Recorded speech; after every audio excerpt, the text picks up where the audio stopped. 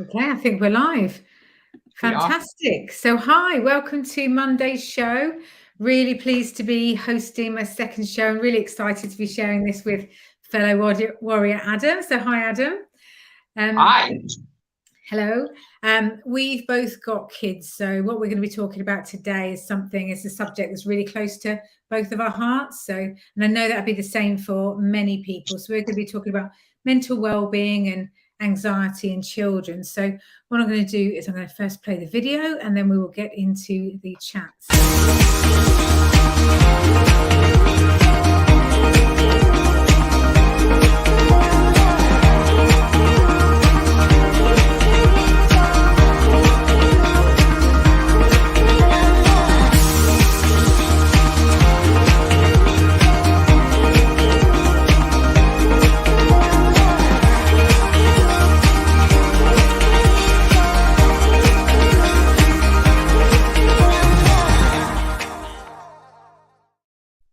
Brilliant. So we're back. Right, so Adam, I'm going to start with some stats. So as I mentioned, we're going to be talking about anxiety in children, and actually the stats is different on different reports, but it's equally scary. So let me just start with a few of the stats, and that can get us chatting. So the three most common sort of mental well-being issues for children in sort of coming up in quite a bit of the reports is, and this is really scary, depression. I mean, that's really scary. Anxiety and behavioural disorders. And this seems to be increasing in our children as they get older. So there's smaller numbers, sort of under 5, but that could be obviously because it's undiagnosed, increasing between the ages of 6 and 11. And then for anxiety and depression, that's increasing again from ages of 12 to 17. And there's different stats, different reports, but it looks like, some of the stuff's coming through is that 1/5 of our kids now have anxiety. Some of the reports are saying 2/5. And this has doubled since COVID. So, I mean, this is so scary because it massively affects our children. So, it can affect their performance at school, outside of school, affect their behavior. Obviously, they're going to be really struggling emotionally. There could be sleeping issues. And this manifests physically as well with sort of like headaches, stomach aches, loss of weight. It's absolutely massive. And I know for myself and as a mindset coach and hypnotherapist, I'm seeing more and more clients who are children and their parents are really worried about them, and they want help naturally. They want to get help for their kids, and they want to do this as naturally as possible as well, rather than just going down to the doctors and thinking medication is the only route. The key areas that I'm seeing kids about is anxiety and self-confidence. So just not feeling good about themselves, which is really scary. I mean, Adam, what are your thoughts in relation to your own experiences with this? Well, obviously, I can't say too much about kids in general, but I can talk about the experience when it comes to autistic kids, SEN kids, and the anxiety coming from them, especially my daughter. She's struggling a lot. Obviously, of the fact that she needs help when it comes to, for example, schoolwork. But it's going back to the education, as you were saying. We're too quick to judge these kids on anything. Instead of looking at like the psychological, the emotional, and the mental side, they're quick enough to jump on the behavioural, as you were saying earlier. Yeah, and that's really alarming. Yeah. As we were saying just before the show as well, there's sometimes in the educational system, they can just look at kids' abilities in certain subjects, and actually we're all very different and our children are very different. And I wonder whether there's a big impact in the fact that we can't, the money isn't there to invest in the school education now as well, to have the assistance, to have the special help. And have you seen that make a real impact with your children, especially having additional needs? I have. Obviously, me and Kerry, obviously in the comments, because I'm looking at the comments now. We're basically fighting to get our daughter. Obviously, only the UK would know this. It's called an educational healthcare plan, which only SEN kids are entitled to. Obviously, after they've been diagnosed, but That's where the pot of money is, and every school can access the local authority for this pot of money to give that individual more support. But they're very reluctant to, because they feel like they know the child better than the parents do, and that's where always the conflict comes in. Where obviously the education's always blaming, like if a child's acting up, whether it's overstimulating, sensory overload, mental health breakdown, whatever, or even an autistic breakdown, they're quick enough to jump on it and thinking, right, what's happening at home? They're too quick to blame the home life, but then at the same time, the parents are too quick to blame the schools for not being educated enough. At the end of the day, it's the child stuck in the middle here. Yeah. And I guess it is that kind of vicious circle, isn't it? Yeah. It's because everyone's so stretched and everyone's desperate to kind of help the children, but we're all stretched. There isn't enough kind of like focus from the schools, and then the parents don't know what to do as well, because often, and I don't know if this is your experience as well, you're trying to go to doctors, you're trying to go to other people as well to try and get extra help. And it isn't there. You put on waiting lists. And I guess that's the same with the schools. That's the same with anything outside. Yeah, they always say that you're not priority enough. Like from my experience with my mental health issues, I was doing group therapy a number of years ago, and I was really, really struggling. Like I had 6 sessions, and 5 of them, I was looking at the door. I wasn't paying attention to what was going on. I was just looking at the door, thinking, I don't want to be here. And I was ready to leave. So then I booked a doctor's appointment after about the 3rd session, and I went, I'm struggling here. I'm struggling in this this group therapy. He turned around and went, so why are you doing it then? How do you respond to that? Yeah, exactly. When you're the one that's going through all of that, emotional time. Yeah, it's difficult, isn't it? So just say some highs out on the chats. Hi, Michelle and Cheryl and Kerry. And Kerry's got a really good point, obviously, on the COVID lockdowns affecting children and young people's mental health massively. And I'd really like to talk about that as well, because a lot of the stats show that anxiety levels doubled, or what's being reported. And it's probably even more than that from COVID. And I know from my experience with my kids, I've got 2 daughters, 9 and 11, so same ages as 2 of yours. And I just think over COVID, they were so shut off from their usual social circles. They didn't have access to their friends. And even when they went back into school, it was a really difficult time because they had to just be in their own bubbles. My youngest started the sort of middle school, and she couldn't see her older sister in the playground or anything like that to get that extra support. It was really difficult. And then, their birthdays, they couldn't have any parties. They couldn't kind of like see their friends. It was really tough on them, wasn't it? So I just think, and I wonder what fallout we're having now and how long that's going to last from having that couple of years where it was so unsettled. Exactly. See, obviously, we've all got our own views on COVID and all that, so let's not get into that. But it's what happened, what's going on with the kids, because obviously these rules basically saying that, well, especially with these bubbles, basically years have to go in separate. It's like, hang on a minute. And I actually addressed this to my kids' school at the time. I'm like, well, hang on a minute. You have to separate the bubbles, but there's 2 siblings there, and they came from the same household. Why couldn't they just go in together? Yeah, it just makes sense for everyone, but the schools only had like a day or 2 to suddenly plan and prepare. Do you remember it was kind of everything was changing, wasn't it? All the government guidelines was changing within 24, 48 hours. So they're doing their best, but everything doesn't seem to make sense. No, it doesn't.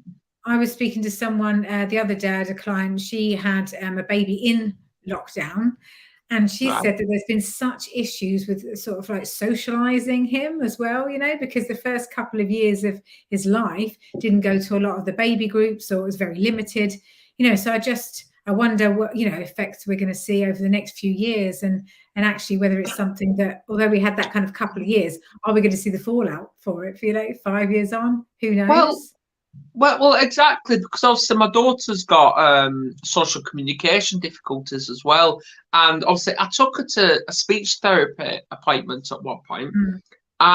and the speech therapist, she was wearing a mask, and I think she forgot the fact that fair enough if you want to protect people, fine, whatever, but I actually had to make a complaint about it because.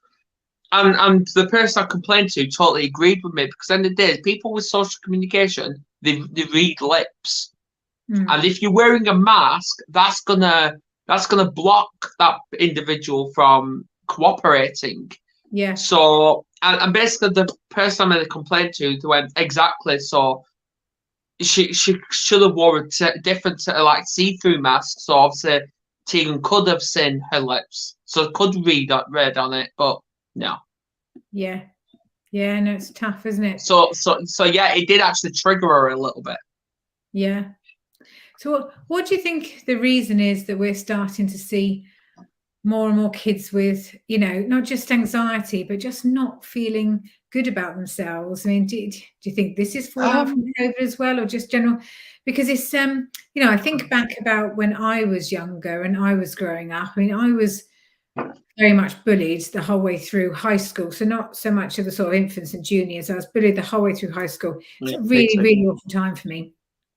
And it feels like there's more of a focus on bullying now in school, and that there's a sort of lower tolerance for it. But I don't know how much that's sort of just schools and education systems talking about it, or how that's actually impacted. Because my experience with my own kids is it's still there and it's still rife.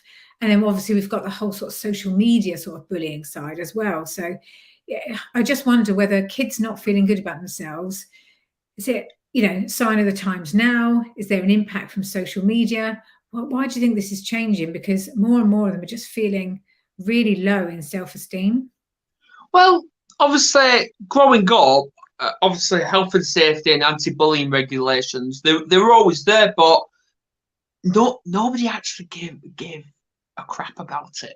It was growing up. They did that. They weren't recognising it, but today there's still the anti-bullying policy. Now, obviously, I have to say it, but the other week, my son, 10-year-old son, he was being bullied by a couple of people in his school. And obviously, the first time the school dealt with it, they spoke with the people, but one of the bullies stopped bullying, but the other kept carrying on. And then, obviously, he came home and told us about it. And it did actually quite upset him. So I'm like, right, okay, fair enough. So when his transport came the next day, which lucky enough there were no kids in it, and obviously Lucas was on his way, I basically pulled him and I said, well, I'm not happy about the fact that he's been bullied on transport and nothing's being done about it. Or then they basically said, all right, we'll have a word. I'm like, no, enough words. We need action, because action speaks louder than words. Because at the end of the day, all you're doing with these talks is you're bringing them together back into that situation where they're going to get triggered. So we need action. And that's exactly what I've done. And ever since action was done, there's been no bullying. So what was the action? What worked? They split them. They split them up. Yeah. But I mean, I've got another client who's a 14-year-old actually with autism. She had a situation at her school a couple of weeks ago, but how they actually dealt with the action there, the action was to move her and not the other group. It wasn't the people that actually did the bullying. It was actually to move her. And I think that's an issue as well, because that can kind of say to the person who's being bullied, you're the problem, and we'll move you and move you. And surely the action should be to, I mean, that was maybe like, split them up. But surely the focus should be, that person who's the victim is the person who should be supported. And it actually shouldn't be that they're moved out of the situation and away from all of their friends. Well, this is exactly what I mean. And I've said this numerous times on camera before, is when you've got all of these people pointing fingers left, right, and centre, yeah, one's on that person, but they're forgetting that three's pointing back at themselves. Yeah. And they totally forget that. And I've actually learned that as well. So that's why I don't point anymore. But yeah, obviously, like you, I was bullied through school as well, and it was absolutely heartbreaking. And teachers knew there was something going on with me. They knew I was struggling, but they didn't want to say anything. I think they were waiting for me to say something. But obviously, with me, I didn't know mental health existed until 6 years ago. That's how lack of educated I was, and and Well, I think obviously it wasn't spoken about, was it? It's, you know, it wasn't it spoken wasn't about. spoken. No, it wasn't. Yeah. But it is being spoken about now. But but not enough. It's still not enough because Yeah. obviously I still remember when my daughter was in school and she was learning about mental health. I'm like, and she came home and told me about it. I'm like, brilliant. Talk to me about it. So she went, all right, we've learned about labels, depression, anxiety, PTSD, and I'm like, right, how does it impact you? And she's telling me all this. I'm like, right, okay, tell me the emotional side. And she went, I don't know. Yeah. Yeah. Because they don't get taught these things. They're just taught about how the labels impact you. Yeah. But I guess it's more about, and then what can we do about it, you know, and that it's okay Exactly. to feel, that it's okay to talk about it, and it's okay to have angry feelings, it's okay to have sad feelings, and you can express them, and that they don't label, because I really struggle with labels. I think that, you know, when you just label someone as they've got this condition, or they've got anger management, because this my children come home and they say so and so in the class, because this is the teachers tell them, has got anger management issues. And then you're labeling that child, aren't you? It's like, right, they're always going to be the ones predisposed to anger. It's self-fulfilling prophecy. So I think it's more about, you know, just talking about the behavior rather than labeling a child as a problem child, or it's got, you know, it's, yeah. Exactly, because those kind of labels, it sticks with that person. Like, I still remember from when I got called things in primary school, and it still haunts me today. But I'm trying to deal with that. It's like that unwanted trauma. Because we all deal with some sort of trauma in our life, whether you admit it or not, we do. Yeah, we do. And the thing is, if we can teach our children at a young age how to kind of like talk about and deal with feelings, this is really going to set them up for later on in life, isn't it? Because I feel like, you know, the education system does just focus a lot on subjects. And actually, we need to get to that place where we're talking more about, you know, just things like how they can manage their finances. That's going to be more useful, isn't it, in life? Or how can they manage their feelings, etc. You know.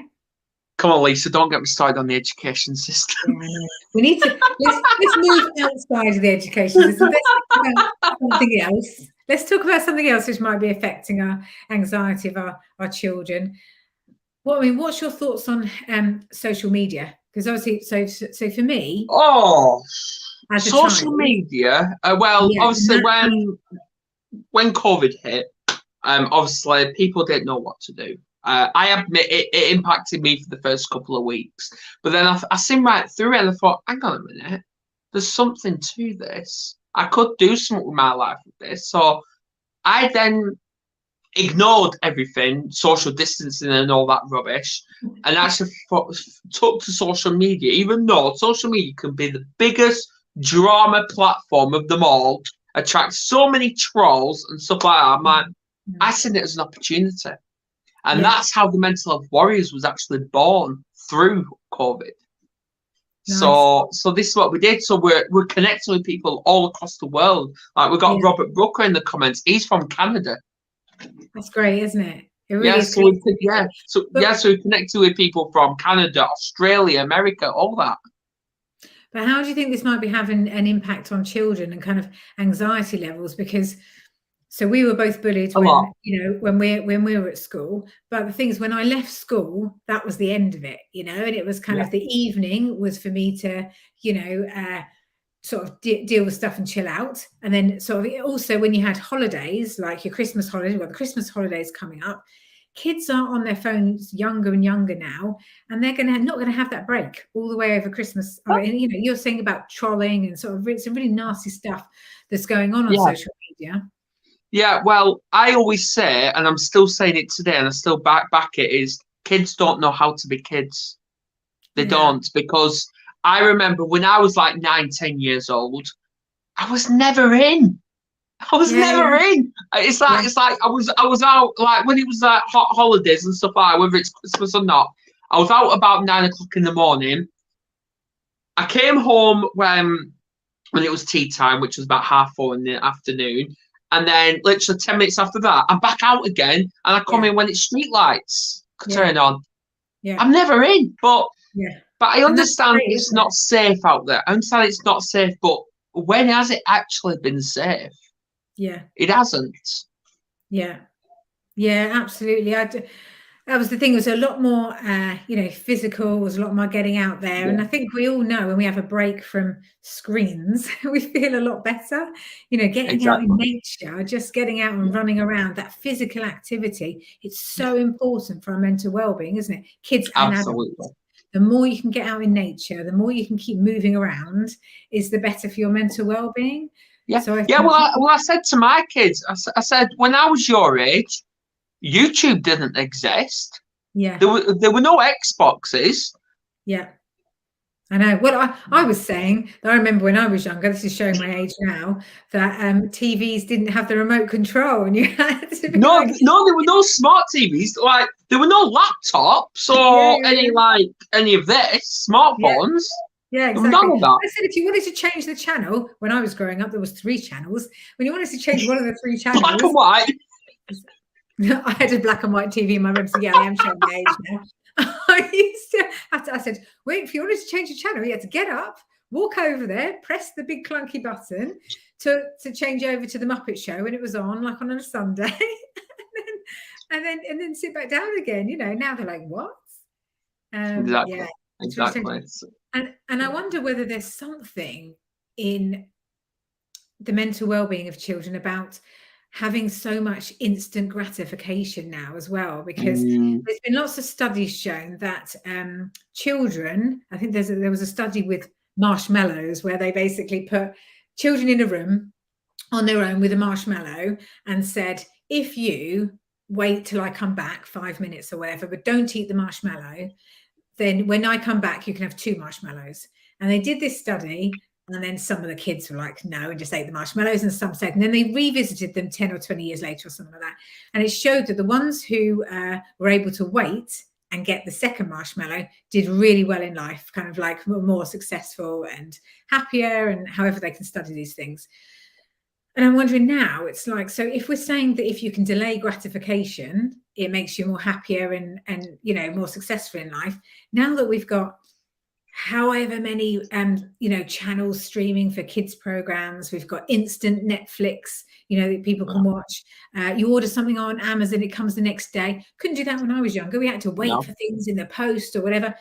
So if there is that link between instant gratification and then or delayed and happiness, is that having a big impact on our kids as well? absolutely. Yeah, Yeah. absolutely. You know what? I'm 31 years old and I wish I was a kid again. But obviously, don't go back to what I experienced. Like I'm Yeah. always seeing these articles. Like I always play these little side Facebook games, and like the red pill or the blue pill, and I'm like, I used to always pick one, but I'm thinking I don't want to because end of the day, I don't want to choose a pill. But would I like to restart my life again? No, I wouldn't. Because end of the day, me experiencing what I experienced has actually taught me something. It's built me to who I am today. Yes. Yeah. And I found my voice, I found my identity, and I'm loving life now.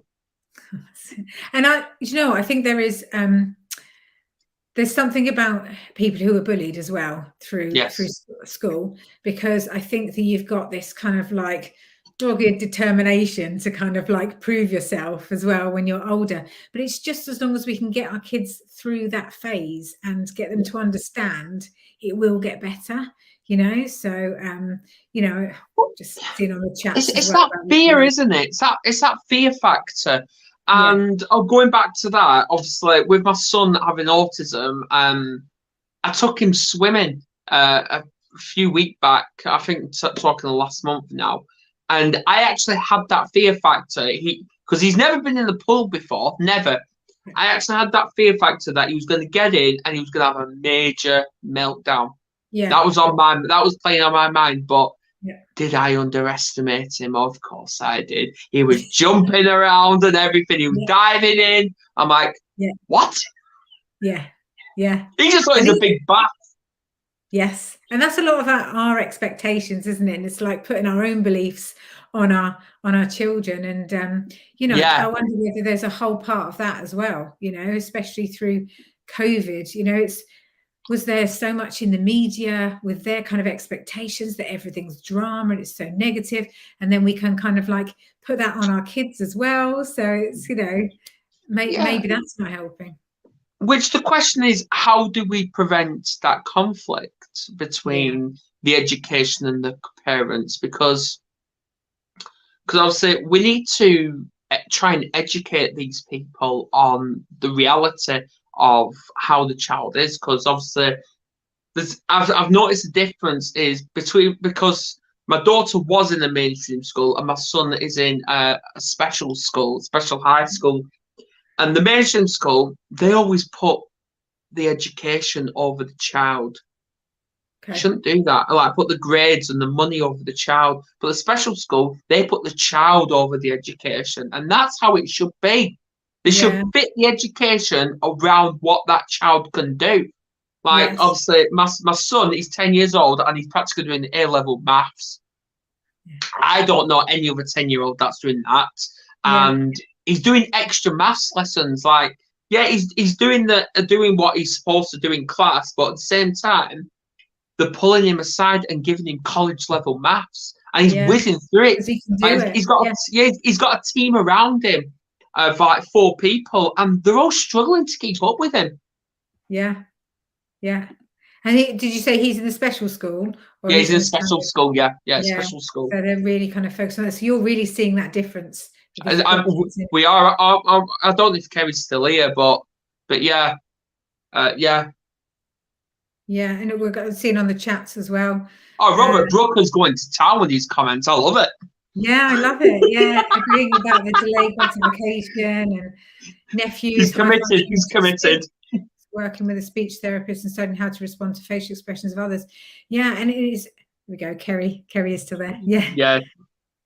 Changed massively.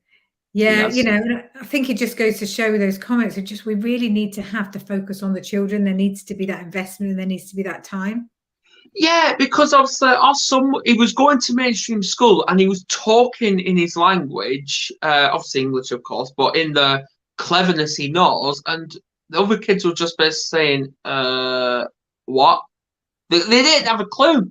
But with this school, he's talking as he did in mainstream, and they're actually communicating back with him. So it's like he can hold that conversation. And he's around people like older than him, like 15 and 16-year-olds. And I'm like, brilliant.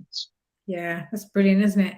So, I mean, that's to talk about what's working, actually, that'd be really nicely to wrap up, because I just wanted to sort of, you know, we've kind of said things that aren't working, sort of anxiety, but what's the kind of things that has worked for you? You know, if people are worried about their kids, I mean, I know that sort of from my experience, it's really helping our kids by letting them know that they're heard. So, you know, that they can talk about things, that we are listening, that we are hearing them. You know, what else have you found that sort of works with your kids or you've seen working? Well, of course, obviously with our daughter, 9-year-old daughter who's been homeschooled, she struggled massively with her confidence levels. She was masking a lot. She was shy a lot. She wouldn't talk that much. But now she's been homeschooled, her confidence levels are thriving through the roof. They really are. And I'm nothing but proud of her, especially with our son as well. The right kind of support and the right side of belief from both the education and the parents, if they're working together, it's a safe space, and we need to build that trust with these kids. I know there are kids, but we still need to earn their trust. Yeah. It is. Like if anything bad's happening, they should be safe to come and talk to us. Yeah, I think that trust is really, I think you've really hit the nail on the head, because it's, if we can show that we trust them, they can start to trust themselves as well. Yes. Because often we can take that away from kids, and to build that confidence, you've got to have that self-trust. So yeah, absolutely. I think that's yeah. What a great note to end on, Adam. That's great. I know. Show that it's working, and that we do, we can, with the education system, the parents working together, you can really, build that confidence in kids, and you've seen it yourself. So that's lovely. Amazing. Yeah. Well, listen, before I click on to the end of show, run that video, I just wanted to say thank you so much. It's been really good having a chat to you, as always. You're most welcome. Thanks for the people for the comments. Thanks for anyone who's tuning in and anyone on the replay. Really appreciate it. And I think for this show, for the Monday, it's actually not going to be, this is the last one before Christmas. And then it's going to be back in the new year. I'm so privileged to end the year with you. Ending the year, I know, just on that good note. So that's amazing. So yeah, just happy Christmas for anyone that we're not going to be speaking to. Obviously, I'll be dialing into and listening to other ones. We've got a really good week actually planned this week, haven't we? So there's some great other shows. I'm back Thursday. You're back Thursday, so amazing. So yeah, we've got a good week, and then this one's back in the new year. So happy Christmas and happy New Year to everyone. Yes. Thanks for listening. Bye.